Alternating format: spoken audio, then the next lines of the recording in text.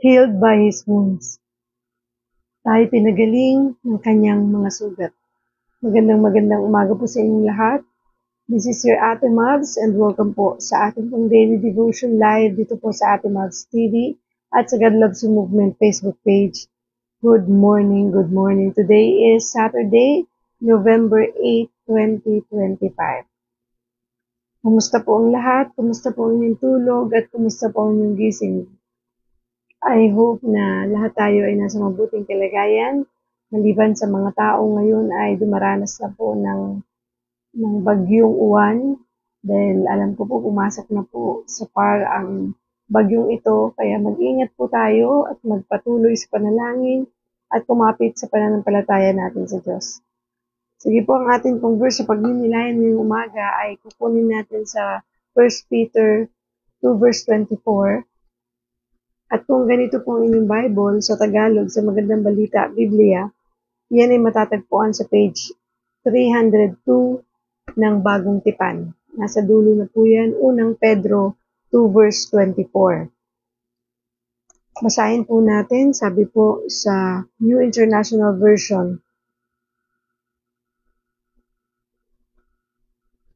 He himself bore our sins in his body on the cross, so that we might die to sins and live for righteousness. By His wounds, you have been healed. Sabi naman po sa Tagalog, sa Magandang Balita, Biblia, sa kanyang pagkamatay sa krus, pinasan niya ang ating mga kasalanan upang tayo mamatay na sa kasalanan at mamuhay ng ayon sa kalooban ng Diyos. Sa pamamagitan ng kanyang mga sugat, kayo'y pinagaling. Purihin ang Diyos sa pagkabasa ng kanyang salita. Manalangin po tayo, Panginoong Diyos na makapangyarihan sa lahat. Pinupuri ka namin, pinasasalamatan sa umagang ito, Panginoon. You deserve all the highest praise, Father. Salamat po at kami ay muli mong binigyan ng bagong umaga, bagong pag-asa at bagong buhay. Salamat, Lord, sa inyong paggabay sa amin, sa inyong pagprotekta sa amin, sa pagtulog namin sa buong magdamag. At salamat, Lord, at kami ay binigyan mo ng kalakasan upang kami ay patuloy na makapaglingkod sa iyo. Puspusin mo kami, Panginoon, ng iyong pag-ibig at ng iyong banal na Espiritu. At pangunahan mo po kami sa umagang ito. Turuan mo kami, O Diyos, sa mga bagay na nais mong matutunan namin. At nawa ito'y tumimo sa aming mga puso, maisabuhay namin at maibahagi rin namin sa iba. Maraming salamat po, Panginoon. Pinupuri ka namin, pinasasalamatan. Ikaw ang aming Diyos na buhay, dakila at makapangyarihan sa lahat. In Jesus' name we pray.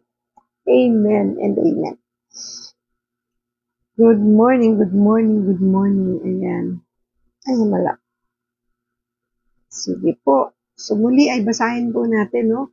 Ang ating verse sa pagninilayan ngayong umaga ay matatagpuan sa 1 Peter 2 verse 24 na ang sabi po sa New International Version, He Himself bore our sins in His body on the cross so that we might die to sins and live for righteousness.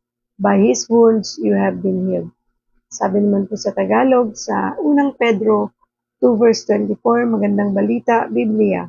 Sa kanyang pagkamatay sa krus, pinasan niya ang ating mga kasalanan upang tayo mamatay na sa kasalanan at mamuhay ng ayon sa kalooban ng Diyos. Sa pamamagitan ng kanyang mga sugat, kayo'y pinagaling. Napakaganda po ng verse na ito. Purihin natin ang ating Diyos na buhay. At ito po ay tunay na nagsasabi na ganun tayo kamahal ng Diyos, na ang kanyang pagkamatay sa krus, ay pinasan niya ang ating mga kasalanan upang tayo'y mamatay na sa kasalanan. Tayo nga ba'y namatay na sa ating mga kasalanan at namumuhay na tayo nang naaayon sa kalooban ng Diyos. Kaya naman po, tayo ay magtiwala sa Kanya at sinasabi din dito na tayo pinagaling ng Diyos sa pamamagitan ng Kanyang mga sugat. At ang ating pong pagninilayan ngayon ay tunay na nagbibigay sa atin ng lakas, nagbibigay sa atin ng katagumpayan para ang mga nangyayari sa ating mga paligid at anuman ang ating pagdaraanan ay pagtatagumpayan natin sapagkat ang Diyos natin ay buhay, ang Diyos natin ay dakila, at ang Diyos natin ay makapangyarihan sa lahat. Ang atin pong title this morning ay pinamagata, ang ating pong topic this morning ay pinamagatang healed by His wounds. Pinagaling tayo sa pamagitan ng mga sugat ni Jesus. Brokenness. We see it all around us. We experience it ourselves, in our relationships, in our dreams, in our bodies. So lahat tayo nagkakaroon ng brokenness na yan, no? At nakikita natin yan sa ating kapaligiran at nai-experience natin yan sa ating mga sarili, sa ating mga relationships, sa ating mga pangarap, at maging sa ating katawan. Diba po ako, talaga naranasan ko yung brokenness sa buhay ko nung ako'y na-stroke. Parang feeling ko, wala na akong pwedeng magawa sa buhay ko dahil na-paralyze po yung kalahati ng aking katawan. Pero napakabuti ng Panginoon dahil pinakita niya at pinatunayan na siya ang makapangyarihang Diyos na kayang magpagaling ng kahit anong karamdaman. And yet something happened over 2,000 years ago that still has the power to heal that brokenness. Yan pong ating pong brokenness na yan ay tunay na merong kagalingan, no, na nagmumula sa ating Diyos na buhay. 2,000 years ago, pinatunayan na yan ng ating Diyos.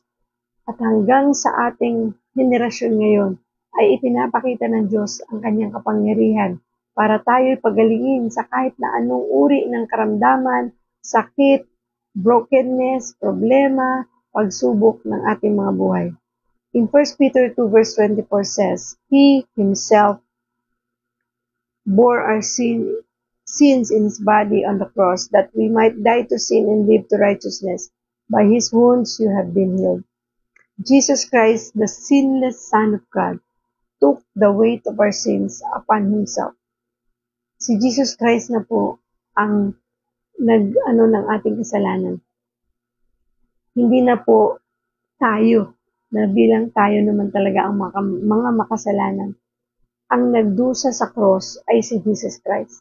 Siya na po ang umako ng lahat ng mga kasalanan natin nung siya ay napako sa krus. Doon niya pinakita kung gaano niya tayo kamahal. Siya ang nagdala nito, nagbata, nagdusa, naghirap, tumanggap ng mga suntok, ng mga halipusta, ng mga pagmumura ng mga tao na dapat tayong nakakaranas noon. Pero dahil mahal tayo ng Diyos, siya po ang umako ng lahat ng ito.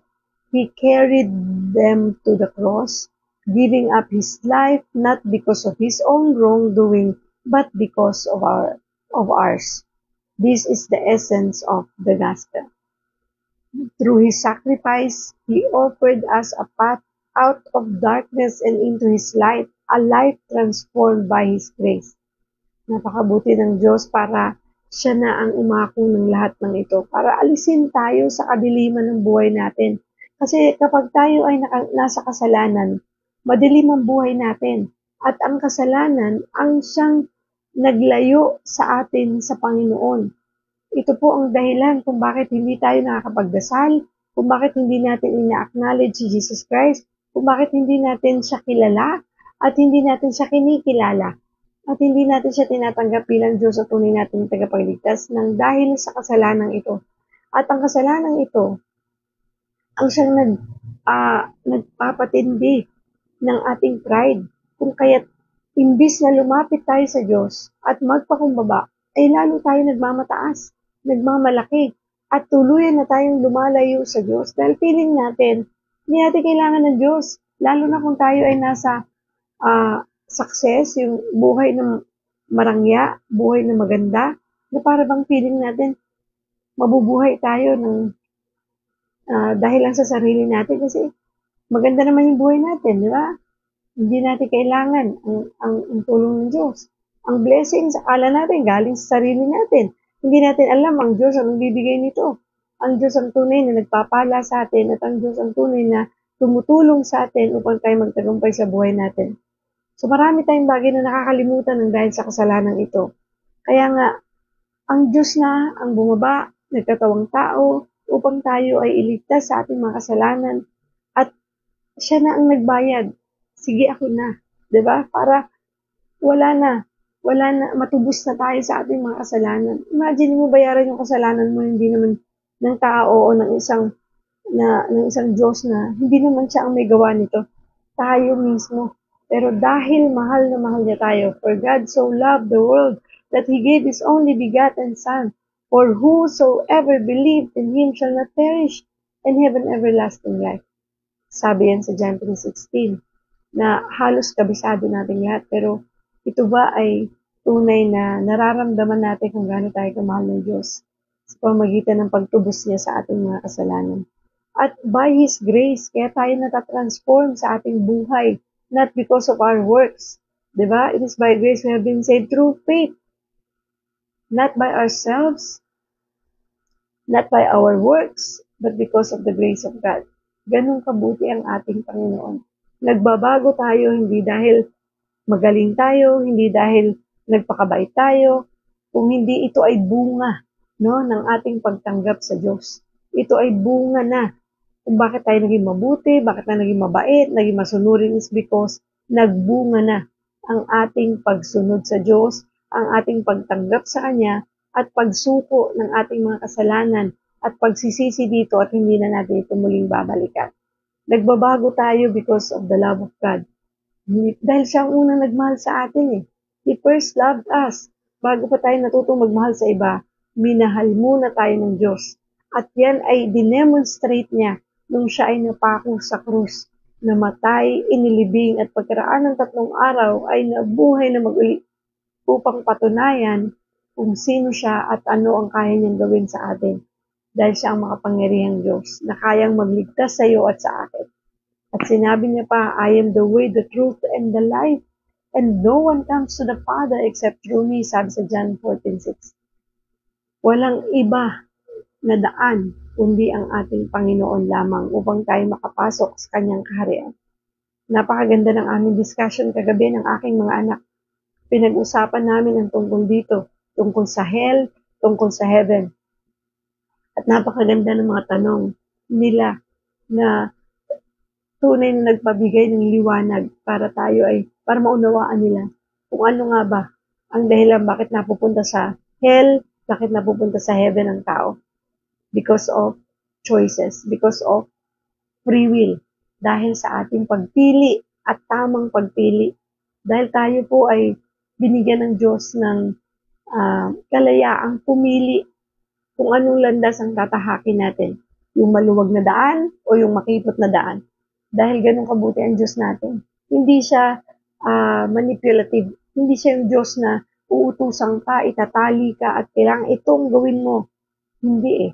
Pinapipili niya tayo dahil mahal tayo ng Panginoon. At nawa, ang piliin natin ay yung tamang daan. Kasi hindi po tayo pwedeng magkamali. Dahil ang buhay natin ito, wala po tayong pagmamayari sa mundong ito. Maging ang buhay natin, ang Diyos ang may may-ari nito. Kaya dapat tama ang magiging desisyon natin sa bawat ginagawa natin sa ating buhay because for every decision, there is always a consequence.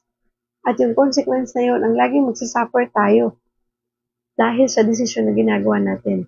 Kaya naman po, for every decision na gagawin natin, ay dapat ikukonsulta natin yan sa Panginoon. Kausapin natin ang Diyos sa pamamagitan ng kanyang salita, sa pamamagitan ng pagbabasa ng mabuting balita. Para hindi po tayo naliligaw. At kung tayo naman ay kinakausap ng mga kaibigan, mahal sa buhay, at ipinapakilala sa atin ng Panginoon, huwag nyo nang tanggihan. Tanggapin nyo na po at pakinggan, unawain at tunay na ipagdasal. Kung ito nga bang mensaheng ito ay para sa akin, at ito bang maging dahilan upang maligtas ako, ay huwag na po tayong magdalawang isip o magpatumpik-tumpik pa.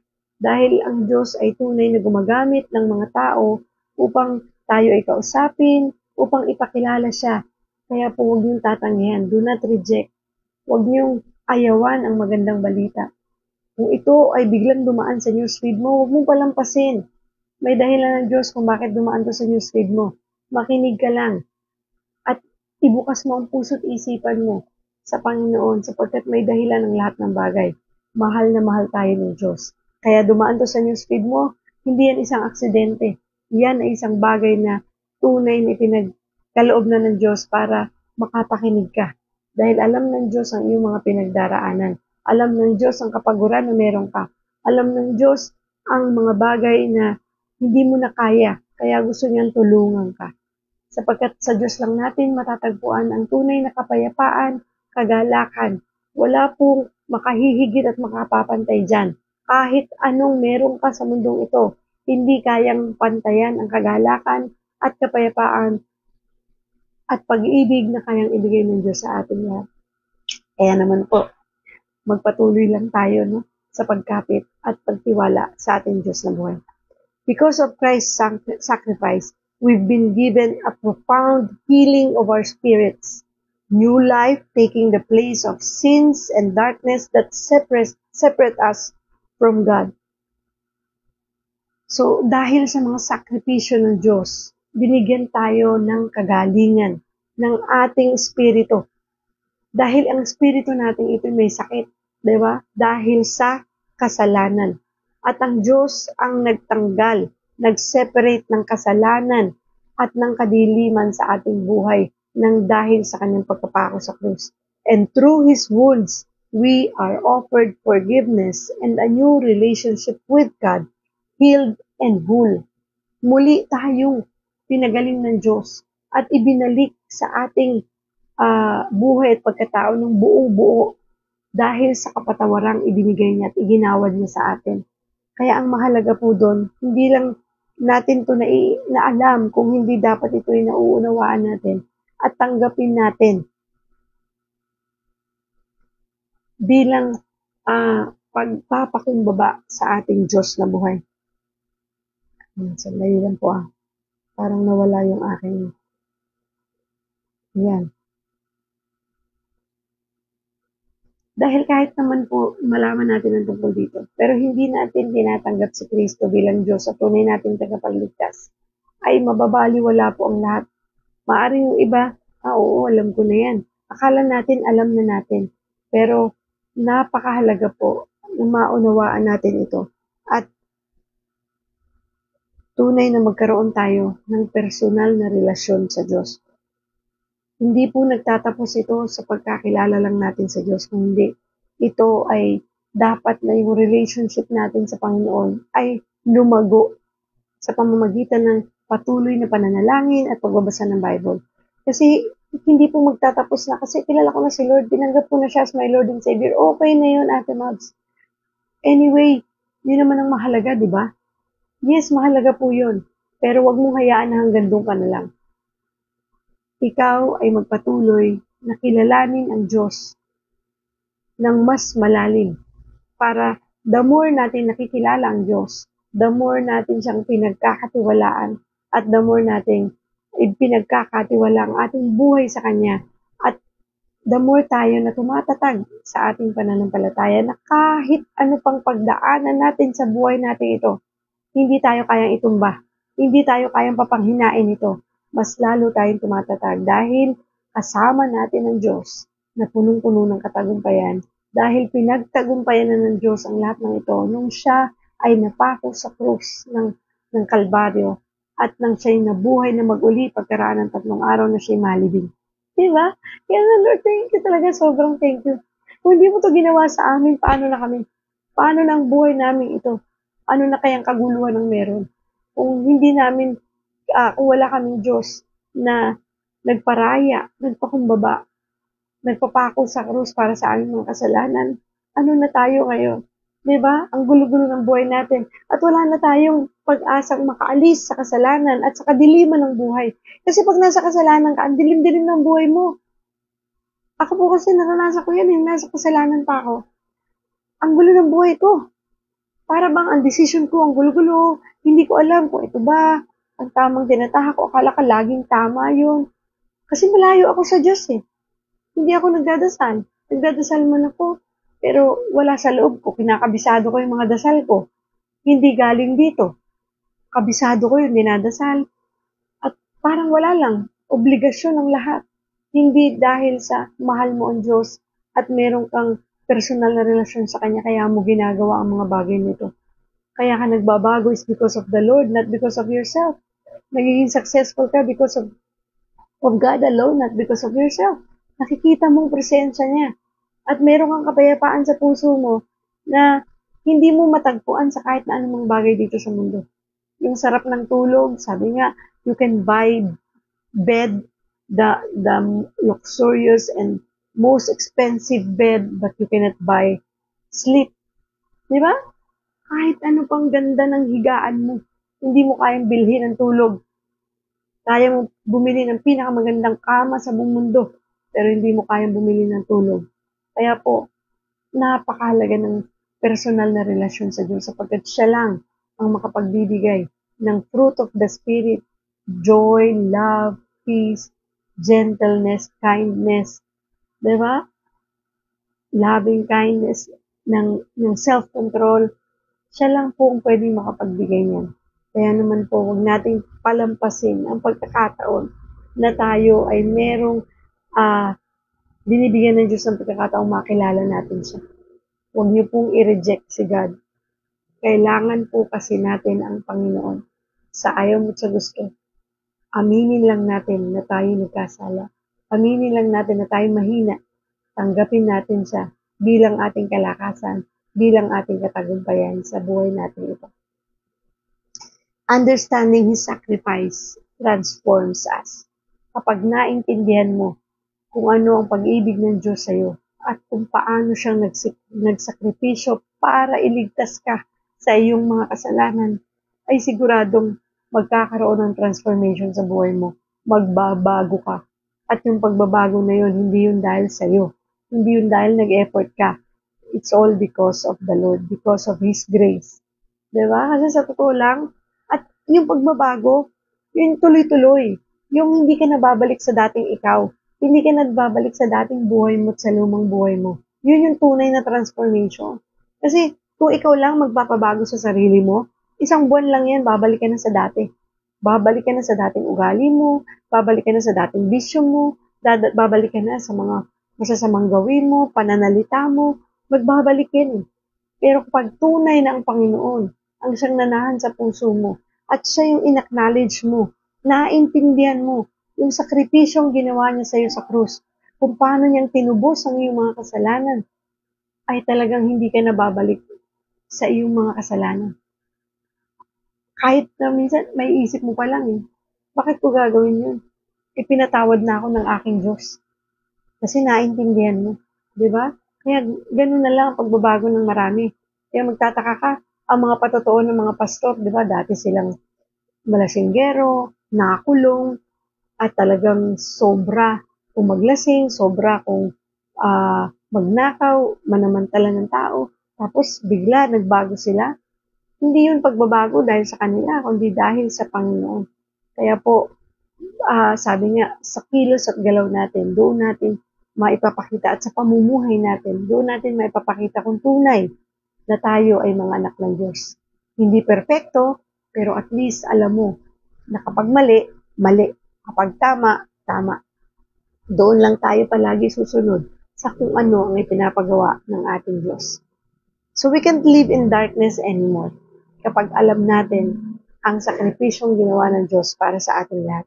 Brokenness may surround us, but it is no longer within us. Diba? Nandiyan naman talaga yan Kapag tayo nakakilala sa Diyos, hindi naman perfect ang buhay Hindi nawawala ang problema. Hindi nawawala ang pagsubok. Hindi nawawala ang mga sakit karamdaman. Hindi nawawala ang brokenness. Hindi nawawala ang mga pagsubok at ang mga temptation sa paligid. Pero ang maganda doon, sa pagkakataong ito dahil tinanggap mo na si Kristo as your Lord and Savior, kasama mo na siya. Natatahakin ang buhay na ito ng may katagumpayan dahil ang Diyos ay hindi ka pababayaan at hindi ka iiwanan kailanman.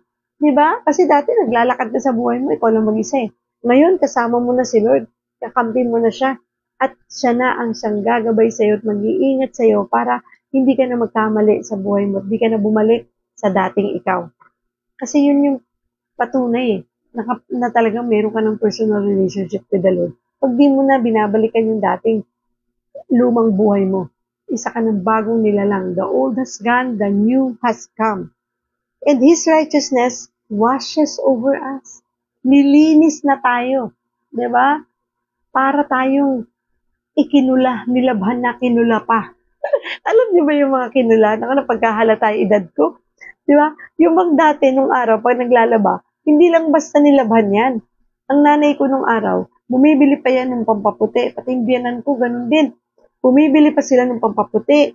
Tapos, aside sa pampaputi na yun, binibilad pa sa araw. Kinukula. Yun yung tawag dun eh. Binibilad pa sa araw para mas lalong pumuti.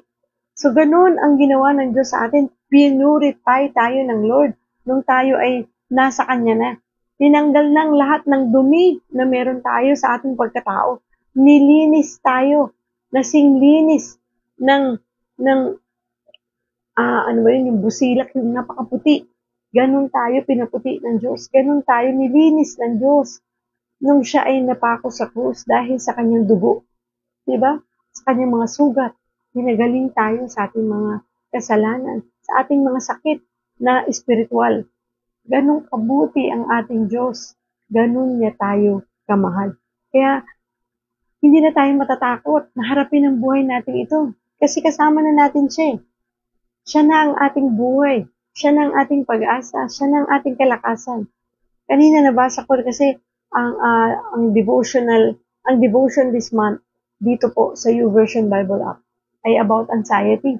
So, basahin niyo po ito, no? Kung wala pa po kayong app nito, yung YouVersion Bible app, mag-install kayo sa inyong cellphone. At kung hindi niyo alam kung paano, magpaturo kayo sa inyong mga anak, sa inyong mga apo. At ito po ang magiging gabay natin. Dito po ang kumukuha ng ating devotion every morning. At yung pong sinasabi dito, meron tayong 30 days devotion. Ito po yung ating gagamitin about anxiety. Kasi kapag tayo ay puno ng takot, that is because hindi pa tayo nagsusurrender sa Lord. Kaya yung takot lagi nandyan eh. Laging nandyan yung kalungkutan, nandyan lagi yung pangamba, yung worries, yung pag-aalala. It is because baka wala pa tayong talagang personal relationship with the Lord at hindi pa talaga natin sinusuko ang lahat ng ito. At ang mga kasalanan na meron tayo sa ating buhay. Kasi once na isuko mo na yan, yes, makakaranas ka pa rin ng mga takot, ng mga pag-aalala na yan, pero sasaglit lang yan sa'yo, dadaan lang yan. Hindi na yan mananatili at hindi yan magdidikta sa'yo. Kaya huwag mo sabihin, may anxiety. Huwag mo angkinin. Hindi sa'yo yung anxiety na yan. Ibigay mo yan sa Diyos. Yung anxiety na yan ay hindi dapat maging identity mo. Ang identity mo, you are a child of God. Anak ka ng Diyos. I am a warrior and not a warrior. I am victorious, di ba? I am a victor, not a victim. So, huwag tayong maging identity natin yan.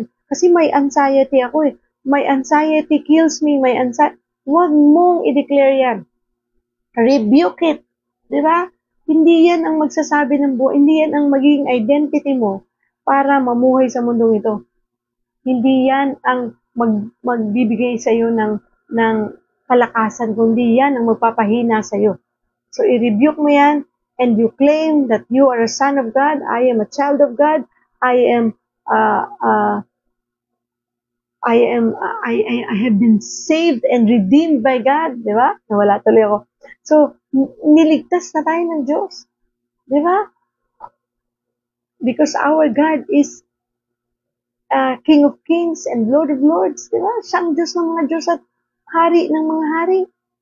Ang Diyos na naglikha sa iyo at sa akin ay makapangyarihan sa lahat. Di ba? Kaya wala tayong dapat na ikatakot sa buhay na to. Kahit may bagyo pa, super typhoon. Alam mo, sa totoo lang, tinakot ako nito eh. Natakot ako niyan. Dahil nanood na naman ako ng mga balita. Dahil lagi siya lumalabas sa newsfeed ko kasi pinanonood ko eh.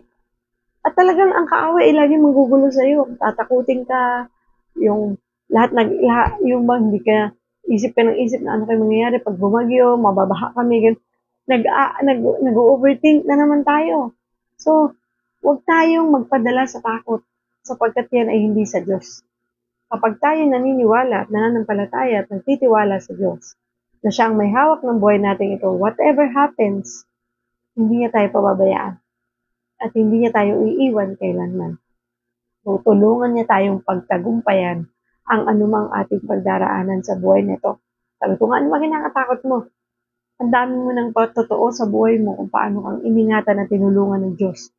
Nandyan na, nililigtas ka niya sa iyong buhay, niredeem ka na, sinave ka na, tapos nung nagkasakit ka pa, na-stroke ka pa, na halos di mo na talagang na-paralyze ka sa kabila ng kalahati ng katawan mo, hindi ka na makatayo, ka na makaupo, ay tinulungan ka ng Diyos, pinagaling ka ng Diyos, at ito ka ngayon. Ano ang kinakatakot mo? Yan yung mga pinapaalala ko sa sarili ko. Pinakausap ko yung sarili ko. Kapag natatakot ako, pinapaalala ko ang kabutihan ng Diyos sa akin. Ang dami ng patotoo ko patungkol sa buhay ko. Para matakot ako, I rebuke in Jesus' name.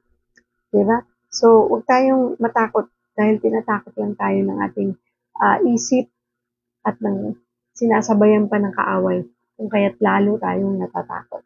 So, kapitan mo ang iyong pananampalataya, continue to pray, and continue to read your Bible pag tayo natatakot. Pray, pray, pray. So, sabi dito, our entire life shifts as a response to the profound love and sacrifice Jesus showed us and the healing that He alone can provide. Walang ibang makapagbibigay ng kagalingan sa atin, physically, spiritually, emotionally, mentally, kundi ang ating Panginoon lamang. Kaya sa Kanya lang tayo kumapit, sa Kanya lang tayo magtiwala, manampalataya, sapagkat nag-iisa lang ang ating Diyos. Hindi siya marami, isa lang siya. At siya lang din ang tunay na makapagliligtas sa atin, makapag-aalis ng mga kabigatan natin sa buhay natin. Siya rin ang makakapagbigay ng pag-asa sa atin at siya rin ang tutulong sa atin upang magtagumpay tayo kung tayo man may pinagdaraanan na recently o sa mga sandaling ito. Salamat Panginoon, napakabuti mo. At kung hindi mo pa tinatanggap si Jesus Christ as your Lord and Savior, ay tanggapin mo na siya sapagkat siya lang ang makapagbibigay sa iyo ng kagalakan, katagumpayan, kapayapaan sa puso mo at makakaranas ka ng tunay na pag-ibig na nagmumula sa ating Diyos. Wala kang ibang gagawin kung hindi humingi ng tawad sa iyong mga kasalanan, aminin na nagkasala ka, pagsisihan ito, talikuran ito, at hayaan mo ang Panginoon ang siyang maghari sa buhay mo. Kung sa mga oras na ito sa tingin mo ay kinakausap ka ng Diyos, na gusto mo nang isuko ang lahat-lahat sa Kanya, at patawarin na sa iyong mga kasalanan, sabayan mo ko sa panalangin ito, sa maigsing panalangin ito. Handa ka na? Sige po, manalangin tayo. Panginoong Diyos, ako po'y lumalapit sa iyo. Humihingi ng kapatawaran sa aking mga kasalanan. Salamat, Panginoon, sapagkat namatay ka sa krus ng Kalbaryo upang ako ay tubusin sa aking mga kasalanan. Salamat at ikaw ay namatay, inilibing at pagkaraan ng 3 araw ay nabuhay na mag-uli upang ako ay bigyan ng buhay na walang hanggan. Maraming salamat, Panginoon, sa iyong pag-ibig. Salamat sa iyong pagmamahal. Patawarin mo po ako, Panginoon, sa aking mga kasalanan. Isinusuko ko na po ang lahat sa iyo. Pagharian mo ako, Panginoon. Tulungan mo ako na hindi na bumalik sa aking dating pag-uugali sa aking mga kasalanan. Ikaw lamang, O Diyos, ang aking kailangan. Tinatanggap po kita bilang aking Diyos at tunay kong tagapagligtas. Pagharian mo ako, Panginoon. Tulungan mo po ako. Samahan mo po ako sa lakarin ng aking buhay. Isulat mo ang aking pangalan sa aklat ng buhay, Panginoon. Maraming salamat po sa kapatawarang iginawad mo sa akin. Thank you for everything, Lord. We love you. In Jesus' name. Ngayon naman po, hayaan niyo ipanalangin po kayo. Maraming salamat, Panginoon, sa umagang ito. Tunay na napakabuti mo. Salamat sa buhay na ito, na patuloy mong pinapatawad sa oras na kami nagkakasala. Salamat sa patuloy na pag-ibig mo, Panginoon, at patuloy na pagmamahal mo at patuloy na pagpapagaling mo sa amin, physically, spiritually. Salamat, Panginoon, sa mga itinuturo mo sa aming daan upang kami hindi maligaw. Salamat, Panginoon, dahil binigyan mo kami ng pagkakataong makilala ka.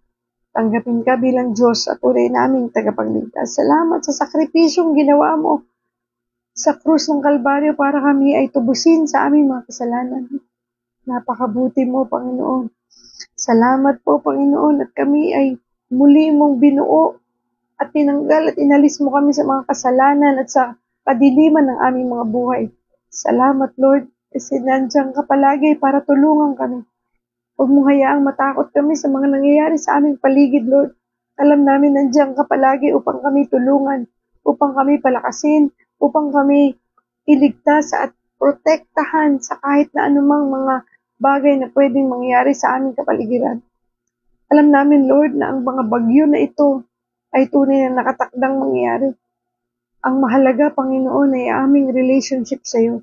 Dumaan man kami sa mga bagyong ito, hindi mo kami hahayaang mapahamak.